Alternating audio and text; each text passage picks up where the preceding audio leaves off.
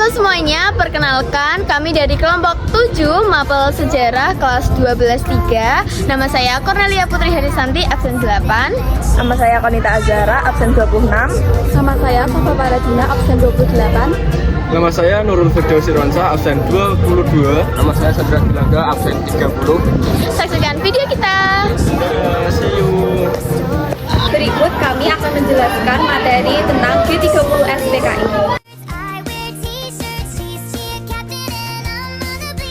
Peristiwa G30 SPKI adalah salah satu tragedi atau kejadian kelam dalam sejarah bangsa Indonesia. Peristiwa ini terjadi pada tanggal 30 September hingga 1 Oktober 1965 di Jakarta dan Yogyakarta. Gerakan ini dipimpin oleh Dipa Nusantara Aidit yang saat itu merupakan ketua dari PKI. Peristiwa G30 SPKI dikenal juga sebagai gerakan yang bertujuan untuk menggulingkan pemerintahan Presiden Soekarno. Selain itu, gerakan ini juga disebut sebagai gerakan untuk mengubah Indonesia menjadi negara komunis.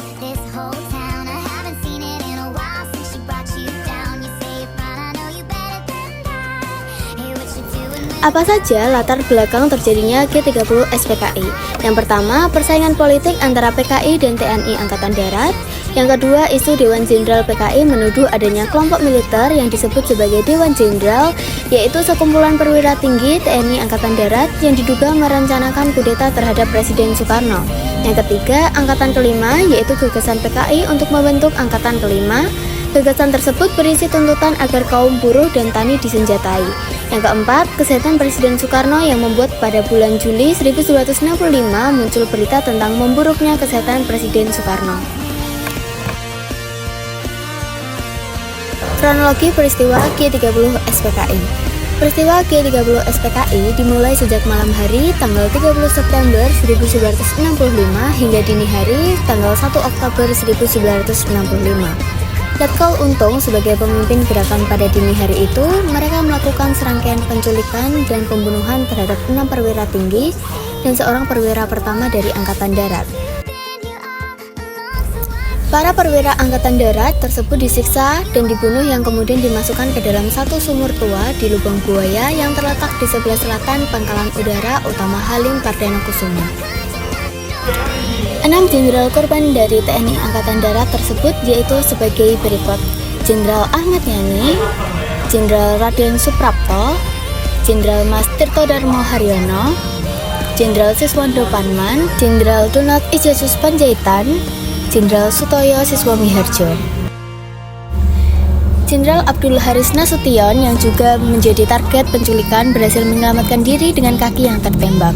Namun putrinya yang bernama Ade Irma Suryani Nasution menjadi korban sasaran tembak dan gugur. Ajudan Jenderal Abdul Haris Nasution yang bernama Letnan 1 Pierre Andreas Tendean juga menjadi korban. Penculikan dan pembunuhan serupa juga terjadi di Yogyakarta dan menimbulkan korban Komando Resimen 072 Pamungkas Kolonel Katamso serta Kepala Staf Korem 072 Pamungkas Letkol Sugiono. Keduanya dibunuh dengan kejam di Kentungan, daerah markas suatu batalion yang dikuasai oleh perwira komunis. Penumpasan G30 SPKI.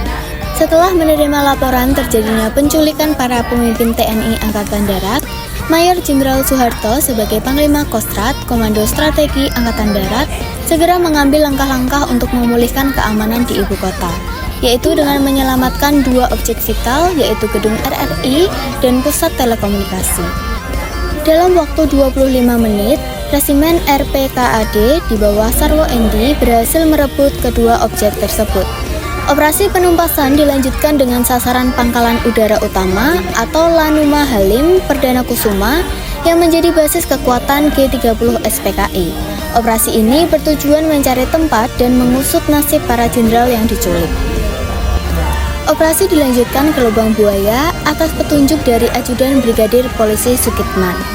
Pada tanggal 3 Oktober ditemukan sumur tua tempat penguburan jenazah para perwira Angkatan Darat. Pada tanggal 4 Oktober dilakukan pengangkatan seluruh jenazah para perwira dan pada tanggal 5 Oktober para perwira dimakamkan di Taman Makam Pahlawan Kalibata.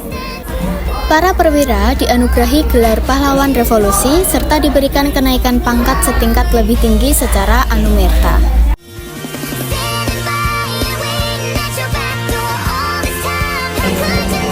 Sekian dari kami kelompok 7. Terima kasih.